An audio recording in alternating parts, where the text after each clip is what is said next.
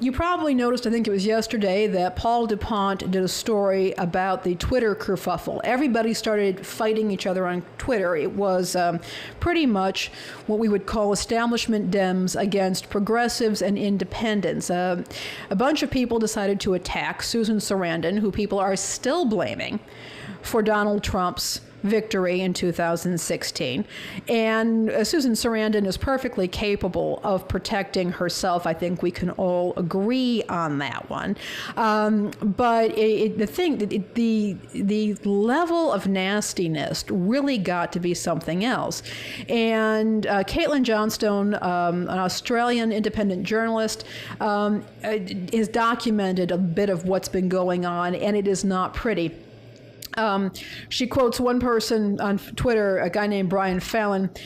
He said, fall in love in the primary, fall in line in the general. So in other words, if you don't like the way things are, too bad, suck it up. That's what we're being told at this point by DNC loyalists. We're being told we don't have a choice. And it's us or fascism. And I'm trying to figure out here, look, I understand that the parties have two different platforms in many ways, but being told that we have to choose between fascists and a completely non-democratic party isn't terribly reassuring. Why would I want to be a part of that system? It's really disturbing. So in any case, Caitlin Johnstone, she said establishment Dems are openly bullying progressives, good. And basically saying, look, the gloves are off. We know what's happening here. We know what is going on. And it's now time for us to admit that we don't have a common cause here. There might be some issues that we share in common. But at this point, the DNC no longer represents the people. And moreover is resorting to dirty tricks to keep people, to keep progressives and independents and other people who are still in the periphery of the Democratic Party out of these discussions and out of conventions and out of the process of selecting who we want to run for president. Now, she also goes on to mention a fellow by the name of Armando Lorenz-Sarr. He's an editor at the Daily Cause. The Daily Cause is supposed to be a left-leaning progressive online publication. He deleted this tweet, but on Twitter, everything is forever. Somebody got the screenshot, and he went after Senator Nina Turner, who has long been a Bernie supporter. Armando said to her, Bernie is finished, you are finished, Sarandon is finished. What's funny is stupid-ass Bernie is paying you to fuck him. That is what he said to Nina Turner.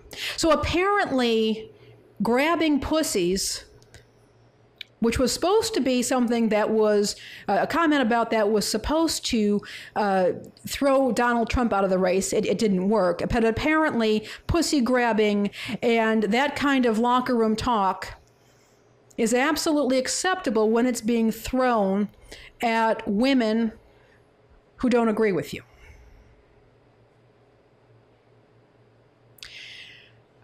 This is the level that these people are willing to stoop to. This is what establishment Democrats think of those of us who have supported the Democratic Party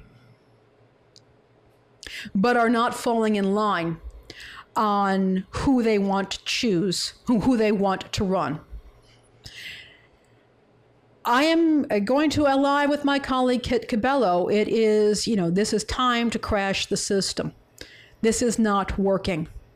When your choice is a pussy grabber and a pussy grabber adjunct, or somebody who is perfectly willing to accuse established public servants of engaging in this kind of behavior, this is no longer a coherent party, or there's no coherent mandate. There's nothing left. There's nothing left between any of us. at this point. The fact that people were just attacking each other yesterday, and they're continuing to attack each other, are continuing to savage each other on Twitter because some Democrats do not like what the DNC is doing. There's no alliance here. You can fight about ideas. We don't attack people. We don't stoop to this unless, of course, you stoop to this when you hold a person in contempt. Why would I or anybody else want to ally with people who hold us in contempt? It makes no sense. And as Caitlin, I think wisely points out here, this is done. We're done here. And there is going to have to be a concerted effort on the parts of independents. And I am not a leftist. I am not a progressive. Hard Lens Media lets me hang out with them because we agree on certain principles and certain goals and certain ideas.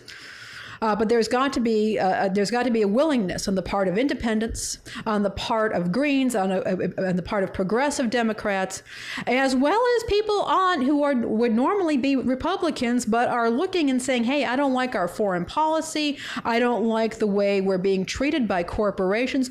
I don't like what's happening to the environment." There has to be a way for us to seize control over these elections again.